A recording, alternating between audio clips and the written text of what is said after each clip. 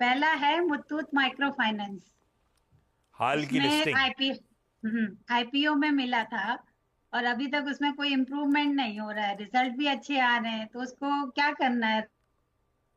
लिया क्यों रखे था? रहूं लंबी कि अवधि के होल्ड कर हिसाब से सकती लिया हूँ था या लॉन्ग सोचा टाइम? था आईपीओ में पैसा डालेंगे, लिस्टिंग में निकाल देंगे? क्यों लिया था? नहीं, लंबी लंबी अवधि के हिसाब से ही लिया था। हाँ। ज्यादातर ज्यादातर मैं लंबी अवधि के हिसाब से ही लेती हूँ। हाँ, मुथूट, डायरेक्टर साहब लाइए स्क्रीन पे जरा, एक मिनट। और मुथूट माइक्रोफिन का मेरे ख्याल से आईपीओ के समय लिया हुआ है, तो इशू प्राइस होगा two two ninety ninety one one two ninety one ना? Yes, yes, yes. हाँ। Two 51 ninety one share. वाला टू हाँ। ट्वेंटी वन पे चल रहा है। और बिल्कुल सही दिन पूछा आपने, आस्था ने सारे आईपीओ ब्यूटीफुली ट्रैक कर रखे हैं। इनमें से कई सारे आईपीओ तो चैनल पे इनके साथ चर्चा भी हुई हुई है। अच्छा। आस्था, गुड। भाई एमएफआई कैसी लगती है? मुथूट माइक्रोफिन जब आई थी तो मुझे अपन ने चर्चा करी है या फिर चैनल पे मेंशन हुआ हुआ है कि बाकी स्मॉल फाइनेंस बैंक्स, बाकी पीयर सेट के हिसाब से बहुत कुछ टेबल पे छोड़ा नहीं था। अच्छे ब्यूटीफुली प्राइस टाइप आईपीओ था। खैर, अब भी 221 पे चल रहा है। 291 की कहानी थी वो तो। क्या करना चाहिए इस पे? मैम ने पैसा लगाया था, नीचे ही जा रहा है स्टॉक। जी बिल्कुल।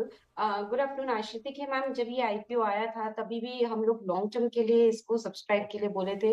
लेकिन लिस्टिंग भी इसकी काफी फीकी रही थी, लिस्टिंग के दिन भी ये कुछ खास नहीं किया था। और उस टाइम पे भी जो इसका वैल्यूएशन था वो प्राइस टू बुक मल्टीपल 2.2 में था। यानी कि बहुत बड़ा कुछ बहुत बड़ा छोड़ा नहीं था टेबल पे। और उस समय एक साथ बहुत सारे आईपीओ आए थे, तो वो भी एक फैक्टर था कि वो आईपीओ क्यों अच्छा लिस्ट नहीं हुआ, क्योंकि एक तो वैल्यूएशन इतने कुछ अट्रैक्टिव नहीं थे, और दूसरी तरफ एक साथ जब इतने आईपीओ आते हैं तो फिर सभी आईपीओ का बढ़िया लिस्टिंग देना, थोड़ा सा लिस्टिंग गेन देना थोड़ा मुश्किल हो जाता है। अब अगर हम इसके सिर्फ और सिर्फ फंडामेंटल्स की बात करें तो फंडामेंटल्स तो देखिए यहाँ पे ठीक ही है, क्योंकि ये वो पूरा मुथूट ग्रुप की कंपनी है। और इनकी जो ग्रॉस लोन पोर्टफोलियोज वगैरह है वो भी अच्छे खासे ठीक ठाक है। आपने सही बोला, रिजल्ट्स भी ठीक आए थे। लेकिन मैम ये एक चीज आप याद रखिए, माइक्रो फाइनेंस जो एक सेगमेंट रहता है वो हमेशा मार्केट इतना ज्यादा उसको प्रीमियम देता नहीं है as compare to housing loans हुआ या दूसरे तरह के लोन हुआ।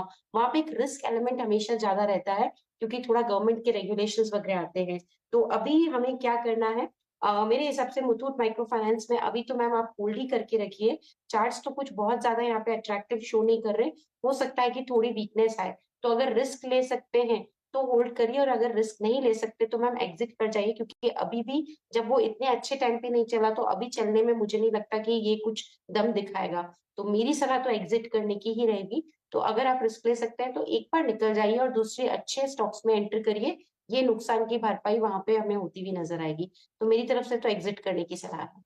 बहुत बढ़िया, सही बात है। अच्छा बाजार है, अच्छे फाइनेंशियल डिलीवर कर रहा है, उसके बाद अगर ये स्टॉक नहीं चल रहा है तो स्थिति गड़बड़ाई किसी भी फ्रंट पे, तो सोचिए क्या हाल हो सकता है स्टॉक का। एग्जिट है आस्था की तरफ से। बाकी आप अपने रिस्क असेसमेंट के लिहाज से कॉल लो निशी मैम।